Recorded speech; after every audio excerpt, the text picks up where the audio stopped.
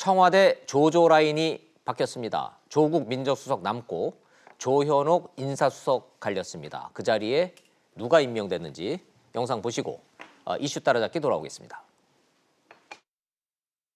야권의 동반 사퇴 요구 대상이었던 청와대 조조 라인, 조국 민정수석과 조현옥 인사수석. 그중 조현옥 수석이 교체됐습니다. 청와대가 장관 후보자를 지명했다가 철회하고 후보자가 스스로 사퇴하는 일까지 벌어지며 인사 추천 검증이 부실하다는 비판이 계속됐고 여기에 이른바 환경부 블랙리스트 사건으로 인사수석실 비서관이 기소되면서 조 수석은 지속적으로 사퇴 요구를 받아왔습니다. 조 수석은 국민 눈높이에 맞지 않은 인사로 심려를 끼쳐 유감스럽게 생각한다며 인사에 일부 문제가 있었다는 점을 인정했습니다. 그러나 조 수석은 자신의 후임을 포함해 차관급 인사 3명을 직접 발표하면서 갈대가 되어 나간다. 사퇴 압박에 밀린 건 아니란 점을 분명히 했습니다. 후임 인사수석엔 김회숙 법제처장이 임명됐습니다. 1990년대 문 대통령과 법무법인 부산에서 한솥밥을 먹으며 주로 노동 분야 변호사로 활동했는데 현 정부 첫 법제처장에 발탁된 지 2년 만에 대통령을 직접 보좌하게 됐습니다. 국민의 눈높이에 맞는 합리적이고 공정한 인사 업무를 할 수 있도록 최선을 다하겠습니다. 법제처장에는 최근 청와대를 떠났던 김형현 전 법무비서관이 임명됐고 국세청장에는 김현준 서울지방국세청장이 지명됐습니다. 자유한국당은 결국 돌려막기 회전문 인사라 비판했는데 청와대는 결과로 얘기할 수밖에 없다는 원칙적 입장을 내놨습니다. 조현옥 수석이 떠나면서 청와대 초대 수석비서관들 가운데 조국 수석만 남게 됐는데 조국 수석은 올 여름으로 예상되는 다음 개각까진 업무를 수행하고 향후 행보를 정하게 될 걸로 보입니다. 이슈 따라잡기 순서 돌아왔습니다. 같은 얘기를 해도 이분이 말씀하시면 재밌습니다. 깊이가 있습니다. 신선합니다. 새롭습니다. 자, 김수민 평론가님 나오셨습니다. 어서 오세요. 네, 반갑습니다. 고맙습니다. 그러니까 같은 얘기를 해도 재밌게 하시라고. 압박을 주시는 건가요? 네. 네. 자, 조조 라인 중에 조국은 남기고 조현옥은 경질했어요. 네. 뭘 의미합니까?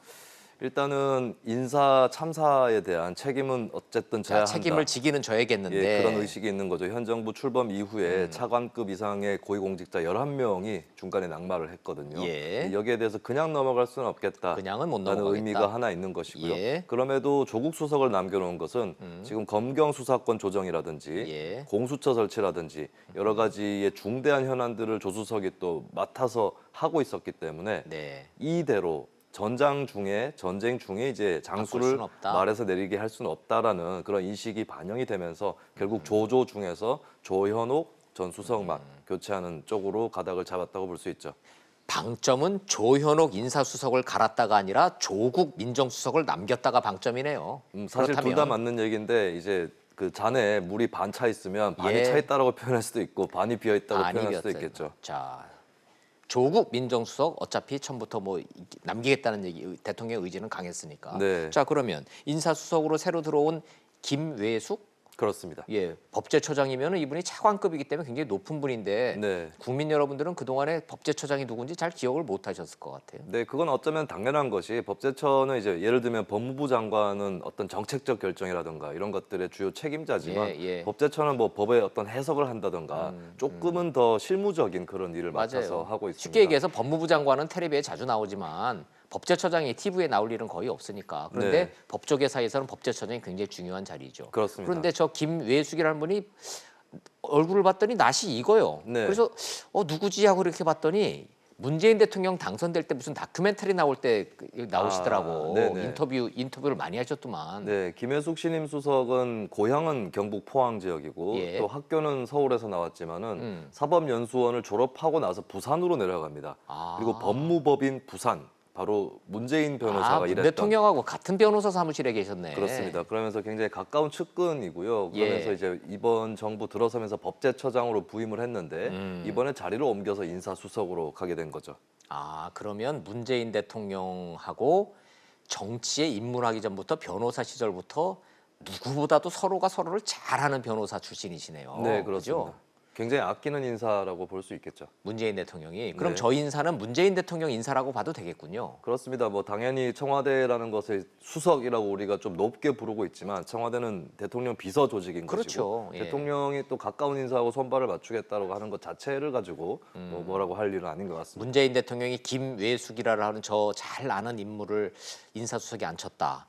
뭐 어떤 의중이 담겨 있을까요? 글쎄요, 이제 정권이 중반기로 접어들고 있는데 초반기에 느꼈던 좀 부족함 이런 것들을 생각할 때 보통 여태 대통령도 그랬듯이 나하고 더 가까운 사람을 앉혀야겠다라고 하는 믿을 만한 사람. 네, 그런 기류가 네. 생깁니다. 실제로 노무현 정부 때도 그렇고 예전 정부 때 보면은 초반에는 비서실장도 약간 자신하고 거리가 있었던 사람이라든지 이른바 탕평책을 하죠. 네. 탕평 인사를 해요. 조금 거리가 있거나 혹은 나이도 더 많은 뭐 노무현 정부 때 문희상 실장처럼 맞아요. 그런 예, 경우였는데 후반기로 갈수록 조금 더 가까운 인사를 앉히는 경향이 있는데 더 잘해보려면 아무래도 가까운 사람이 필요하겠다라고 문재인 대통령이 판단을 했다고 봐야겠죠. 그러고 보니까 이번에 인사 보니까 나이들이 다 젊어졌네요. 보니까 68년생, 67년생 네. 나이가 다 50대 초반 해서 연령대가 그렇습니다. 확 내려갔어요. 공교롭게도 3명의 신임 차관급 인사들이 예. 나이들이 51세, 52세, 53세 그렇죠. 이렇게 돼서 그 센 자리인 국세청장도 이제 51살 아니에요. 네, 그렇습니다. 그러니까 엄청 낮아진 거죠. 나름대로의 공직사회가. 어떤 연령 안배도 있었던 것 같고요. 그리고 김혜숙 그 신임 수석 발탁에는 어느 정도 이제 청와대 여성 인사 중용 그렇죠. 그 기조도 예, 예. 이어지고 있다고 볼 수 있습니다. 그렇군요. 근데 이제 뭐 야당의 반응을 봤더니 결국은 정말 문재인 대통령도 내 사람만 쓴다, 내가 믿을 수 있는 내 사람만 쓴다라고 하는 이 틀에서 못 벗어난다라는 비판의 목소리가 좀 있기는 있네요. 사람을 정해놓고 돌려서 쓰는 회전문 인사가 아니냐 아, 그 얘기가 이 그 얘기가 얘기군요. 또 나오고 있는데 근데 일단은 이제 그 김혜숙 수석을 보면은 인사수석이라는 자리는 사실 어떤 특정한 전문성을 요구하는 자리는 또 아니라고도 볼 수 있습니다. 그렇죠. 법제처장이야 법조인 출신이 예, 법제처장을 예. 하는 것이 굉장히 당연하지만 인사수석은 종합적으로 어떤 인사가 어느 자리에 적격인가 이런 것들을 판단하는 자리인데 물론 거기에 관련된 어떤 직종들이 있을 수 있겠지만 인사 자체는 굉장히 정무적이고 종합적인 일이거든요. 맞아요. 그래서 이제 전문성 없는 인사를 억지로 썼다라고 보기는 좀 어려울 것 같고요. 그건 어폐가 좀 있죠. 근데 그리고 오히려 좀 예. 논란이 될 수 있는 것은 김형현 신임 법제처장입니다. 예. 왜냐하면 김형현 법제처장이 그 청와대에서 전에 법무비서관 하지 않았어요? 네, 민정수석실에서 법무비서관을 했는데 예. 거기까지는 그렇다 치는데 이제 그 전에 바로 전에 부장판사를 하다가 직접적으로 바로 연결돼 가지고 청와대로 발령이 난 것이고 그렇죠. 예. 이번에 또 다시 이제 법제처장이 된 거거든요. 이건 이제 법조계 내부에서도 김영현이라고 말이 하는 나오죠. 사람의 어떤 성향이라든지 자질이라든지 이런 걸 떠나서 이게 법조인이 특히 판사를 하던 사람이 뭐 변호사를 거치거나 뭐 김혜숙 수석처럼 변호사를 거치거나 해서 들어간 것이 아니라 곧바로 청와대로 들어갔다가 법제처장이 또 곧바로 되는 이것은 좀 문제가 있다라는 얘기는 법조계에서도 있습니다. 요즘은 기자하다가 바로 청와대로 가면은 그것도 뭐 잘했네 못했네 해가지고 말이 많고 막 후배들이 그냥 막 성명 내고 막 이러는데 네. 판사하다가 사표 내고서는 바로 청와대로 갔으니 당연히 그 소리 나올 만한데 어찌됐든 계속 출세는 하시네요. 법제처장까지 가시니까. 네. 자, 뭐 대통령 뭐 고유 인사권 행사니까 국민들이 일만 잘하면 뭐 이렇게 봐주시겠죠. 예. 네. 뭐그 정도 하십시다. 예. 결과로 놓고 많이 판단할 일입니다. 아, 실제로 청와대 논평이 결과로 답하겠습니다 이렇게 나왔죠. 그렇기도 예, 결과로 하고요. 말하겠습니다. 이렇게 굉장히 얘기를 좀 원론적이고 했어요. 당연한 얘기입니다. 그렇죠. 네. 예, 예. 자, 이게 이제 국회 얘기로 이제 우리 가봅시다. 이게 좀 이제 시끄럽던데.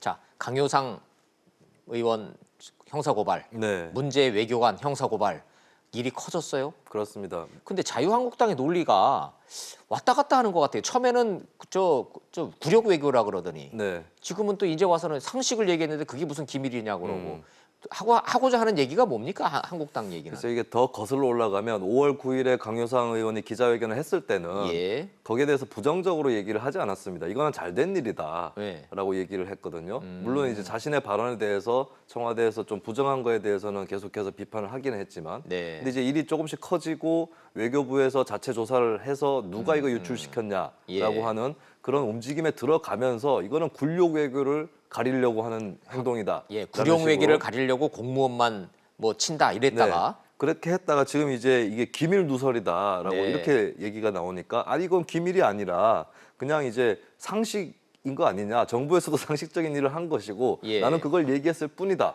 라고 하는 그래서 이제 계속 프레임이 바뀌고 있는 그런 상태고 자, 이게 그러면- 자유한국당의 단일한 의견이라고 보기도 어려운 게 좋아요. 내부에서도 의견들이 뭐 윤상현 의원 같은 경우는 이것은 선을 그어야 된다라는 좋아요, 좋아요. 얘기를 하고 있죠. 그러면 우리 여야를 떠나서 정말 국민된 입장에서 네. 한번 따져보시자고요. 우리가 그냥 이성적이고 상식선에서 미국 대통령하고 한국 대통령하고 통화를 했어요. 네. 우리가 아쉬워요 지금.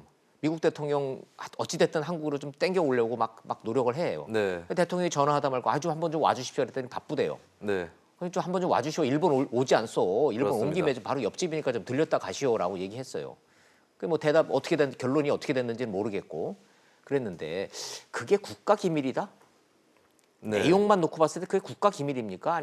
아니면 저 상식입니까? 진짜. 일단 정상 간 통화 내용이라는 것은 밝히기 전에는 예. 기밀로 해두는 것이 맞는 것이죠. 그러니까 통화를 하고 있는데 그 정상 간에 특별히 통화를 하고 있다는 거는 공식적으로 실무자들끼리 얘기하기 힘든 것을 정상들이 또 나서서 풀어주는 것인데 만약에 이 통화가 언제든지 얼마든지 공개될 수 있다라는 전제가 깔려버리게 되면 정상들도 굉장히 통화의 어려움과 어떤 마음의 지장을 느낄 수밖에 없는 것이고 그게 국익을 해치는 거다 이거죠. 그렇죠. 그리고 그게 이제 어쨌든 양측이 합의를 하면 예. 야 오늘 우리가 이런 얘기를 했는데 이거는 공개를 자. 하자라고 합의를 하면 얼마든지 할 수 있는 부분입니다. 좋아요. 근데 이제 통화를 하다가 뭐 실언이 나올 수도 있는 것이고 예. 뭐 극단적인 경우지만 여러 가지의 상황이 있을 수 있고 이제 하다가 잘못된 부분은 또 서로 간에 수정하면서 이렇게 통화를 이끌어 나갈 수도 있는데 이거를 이제 일단 기록을 해놓은 다음에 외교관들끼리는 뭐 어느 정도 볼 수 있다고 봅니다. 참고를 해야 되기 때문에. 네. 근데 그 부분이 밖으로 새어나가게 됐을 때 그게 사실은 뭐 어떤 외교라든지 국익의 본질적인 부분이 아닌데도 마치 본질적인 것처럼 이렇게 꾸며질 수도 있는 것이고 그 여러 가지 나쁜 가능성들이 있는 거거든요. 논리적이네요. 그렇다면 김수민 평론가의 국민적 시각에서의 그 평론이 정말 상식으로 와 닿네요. 뭐라고 얘기했는지 그 내용은 중요치 않아요. 그죠? 네. 내용보다도 공개하기로 한다. 요거는 말하지 않기로 했다라고 하는 정상 간의 통화 내역을 말하지 않기로 합의된 그 내용을 유출한 외교관 또 그거를 받아들고서는 기자회견으로 그냥 막 치고 나간 국회의원 이거 자체가 문제가 되는 거지 뭐 어떤 내용인지는 중요치 않다. 이렇게 되면 미국에서 야 한국하고는 전화 통화 어디 하겠냐? 네. 어차피 얘기하면은 뭐 이 얘기 저 얘기 시끌콜한 얘기 다 나갈 텐데 이렇게 될 거다 이거죠. 네, 그렇습니다. 그리고 이제 사소한 것에서 어떤 발목이 잡히는 이런 본말 전두 현상들도 일어날 수 있는 거기 그러네요. 때문에 일단은 기밀이었다는 건 존중을 해줘야 된다고 봅니다. 좋아요. 그러면 자유한국당이 처음에는 이게 굴욕 외교라고 했다가 이제 와서는 그게 무슨 기밀이냐 상식이지 뭐 이렇게 하는 거는 논리적으로 앞뒤가 안 맞네요. 네, 그렇습니다. 그 속사정이 있죠. 이렇게 논리가 좀 꼬이는. 지금 이제 외교부에서 예. 그 해당 외교관들을 상대로 계속 조사를 하고 있고 그리고 이제 면책 특권이라든지 이런 것에서 이제 강효상 의원이 보호를 받을 수가 없습니다.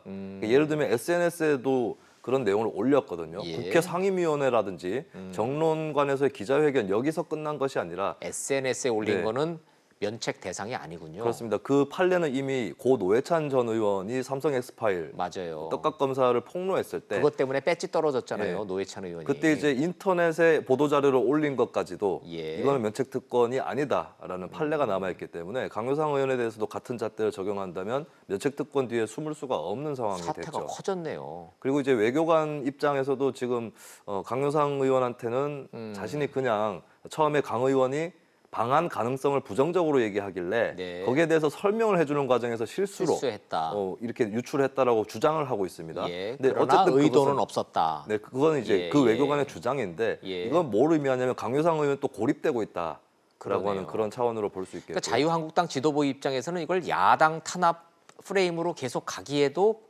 굉장히 부담스러운 상황으로 좀 가고 있다는 얘기네요. 네, 그렇습니다. 그래요. 예. 그리고 이 자유한국당 진영 내 이른바 보수 진영에서의 외교관 출신들은 예외 없이 외교관도 잘못했고 강효상도 잘못했고 외교관 출신들은 아주 뭐 예외 없이 강력하게 비판하대요. 네, 그렇습니다. 뭐 김숙 전 유엔 대사 그리고 뭐 반기문 전 유엔 총장 다 맞아요. 그런 예. 편인데 그다음에 좀 천영우 전 수석도 그렇습니다. 똑같은 얘기하고. 네, 이명박 정부 때 인사들도 그렇고 근데 주의해야 될 것은 약간 일각에서 마치 그 강효상 의원에게 정보를 유출했다고 하는 그 참사관은 피해자 혹은 종범 정도로 보는 시각이 있는 것 같은데 네. 현재 외교부 자체 조사에서도 기밀을 확인된 것만 3차례 누출을 했다는 겁니다. 더 있다는 거죠. 예, 그래서 이제 이 외교관도 결코 강 의원에 못지않은 굉장히 큰 잘못을 저질렀다. 자유롭지 피해자가 않다. 아니다라는 것을 같이 한번 인식을 해야 될 것 예, 같습니다. 단순 징계가 아니라 이 사건 자체가 이제 검찰로 넘어갈 거기 때문에 네. 요거 좀 잘 좀 지켜봐야 되겠어요. 그렇습니다. 잘 좀 저 추적 좀 부탁드리겠습니다. 자, 김수민 평론가님 잘 들었습니다. 고맙습니다. 감사합니다.